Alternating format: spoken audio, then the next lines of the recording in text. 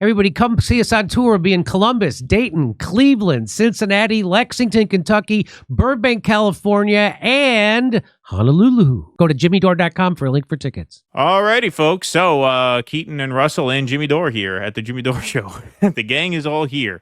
Let's take a look at Jen Psaki here. Jen Psaki says laws need to change because people are getting their news from social media instead of public TV. Quick one, but a fun one. Here she is.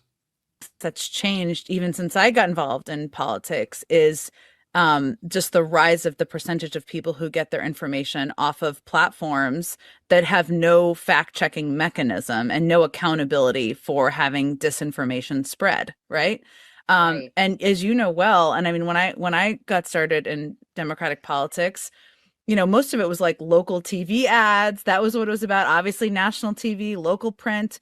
Those local TV is held to a higher standard of accountability than social media platforms in terms of having accurate information. Go ahead. Yeah. Okay, you can't get, like I said at the Rumble Time show, you can't have lower accountability than zero. Yeah. Yeah. What accountability? There wasn't a thing they didn't lie about when it came to COVID. There wasn't a thing Russiagate was one big conspiracy theory that was fake and made up. And it was made up by the media, by the CIA, the FBI, the NSA, and the Clinton campaign. And then the media just repeated. It was all made up. It dominated the news for at least 4 or 5 years. It's still in the news. It's all completely made up. And they lied about Syria. They lied about Iraq twice. They lied about Libya. They lied about Afghanistan for 20 straight years. They lied, and now they're currently lying about Ukraine, which is why people aren't in the streets. So what is she talking about? A level of accountability? If it wasn't, go ahead. Yeah, she's also ignoring the consolidation of the news business. These local stations are usually owned by conglomerates now.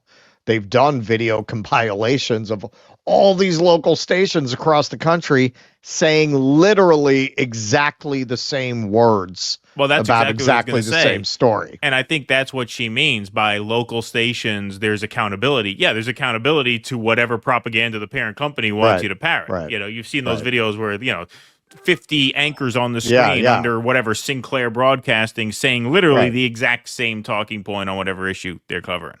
All right, we'll let this play a little more. Print, those local TV is held to a higher standard of accountability than social media platforms in terms of having accurate information on their platforms. That is not in terms of having accurate information, in terms of parroting what the parent company wants the local news to say.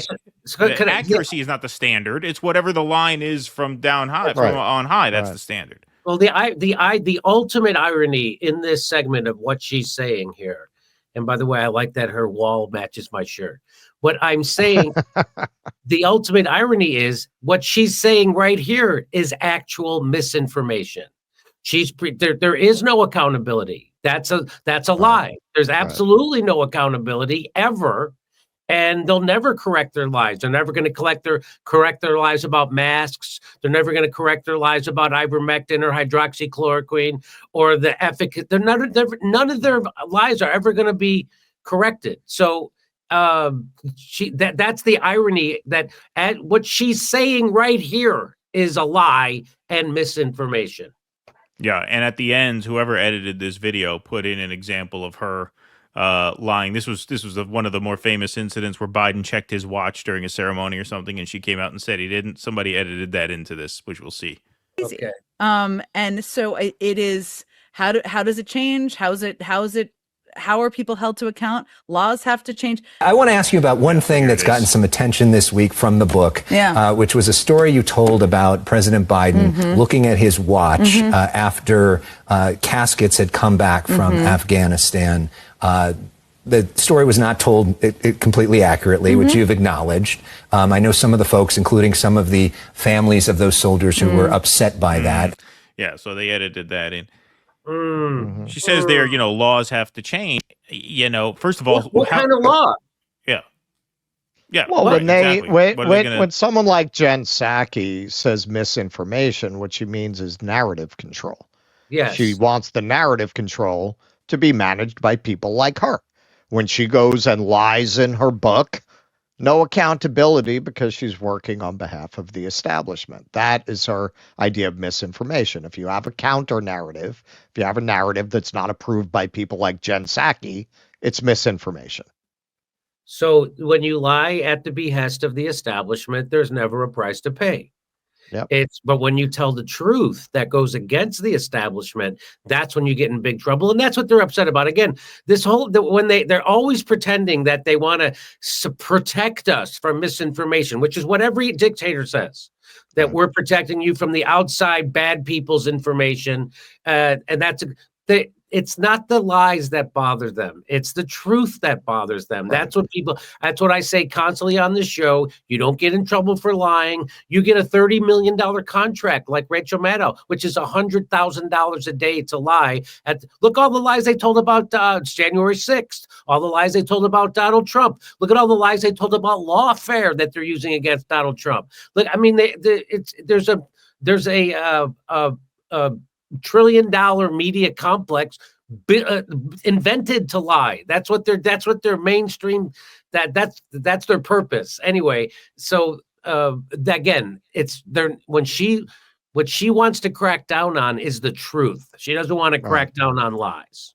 Yeah, what's really kind of exciting and invigorating about this election result, and I admit I didn't really see this coming. I was much more pessimistic about this, as I tend to be, but like this alternative media space, this independent media space, this whole podcast space that we're in has gained a lot of power, more than even I thought. Yes. I mean, I always thought this was important. Otherwise, if I wouldn't be doing it if I didn't think it was important, but I always thought we were at the end of the day still not quite at that point where we could actually overtake the cable news and actually overtake the, papers of record, if you will, like the Times and the Washington Post.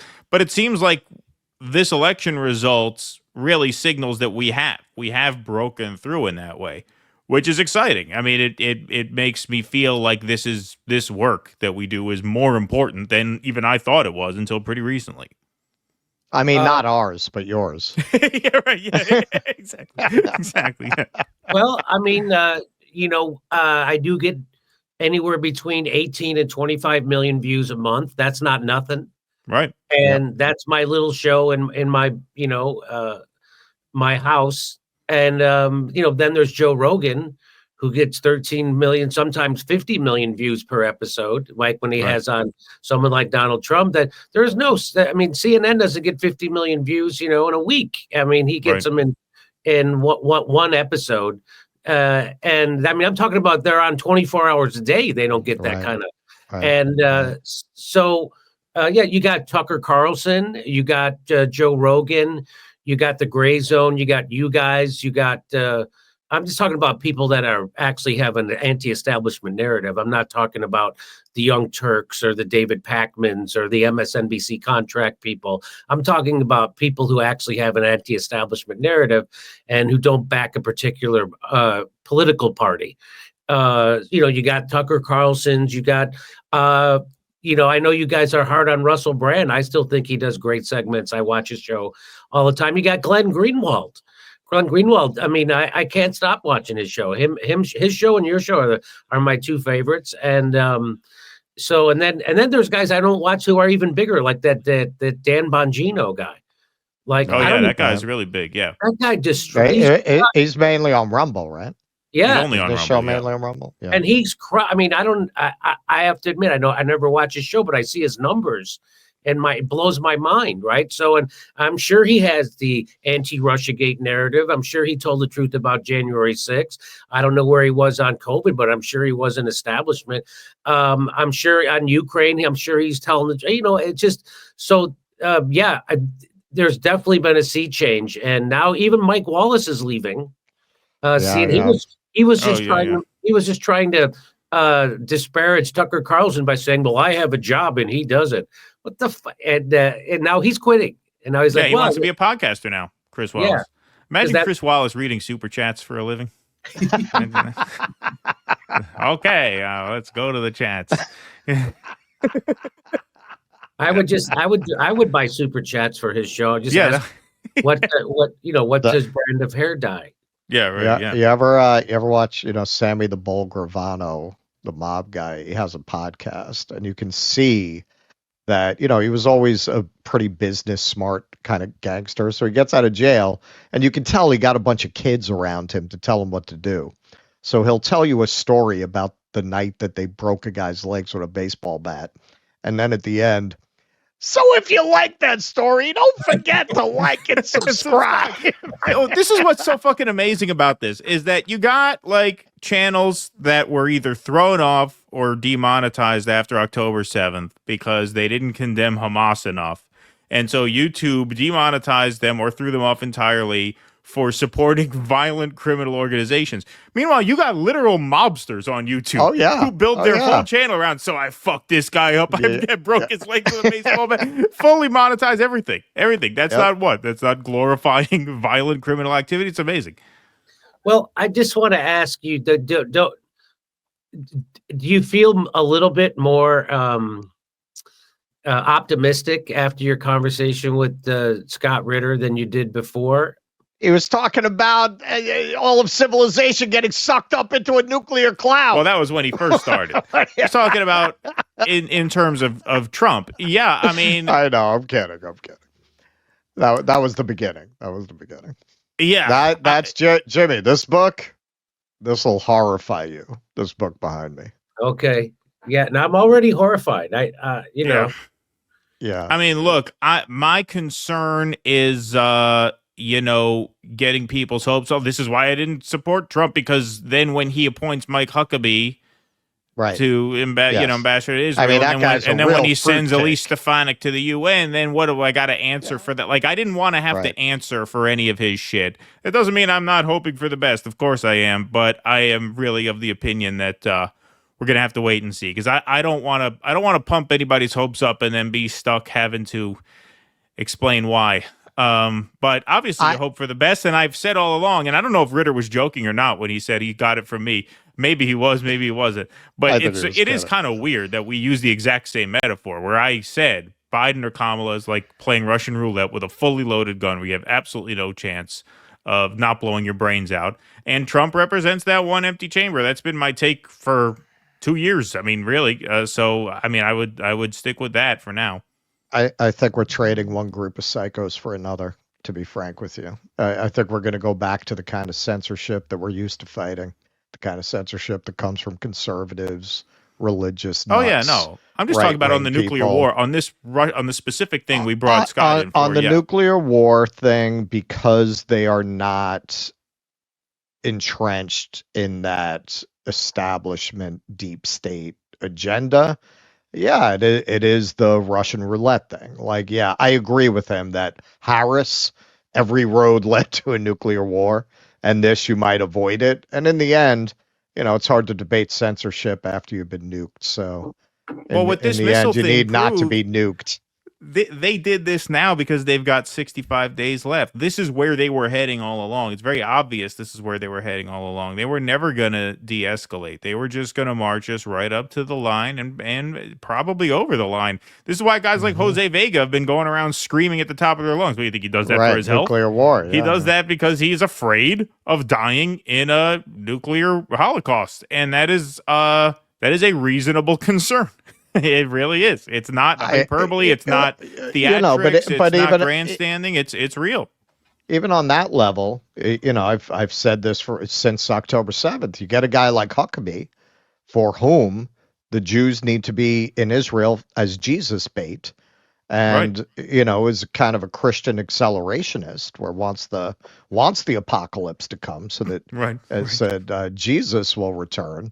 Well, what? We're supposed to look at this and jump for joy? It was the best of two terrible options. I was under the impression end of days was a selling point. Yeah.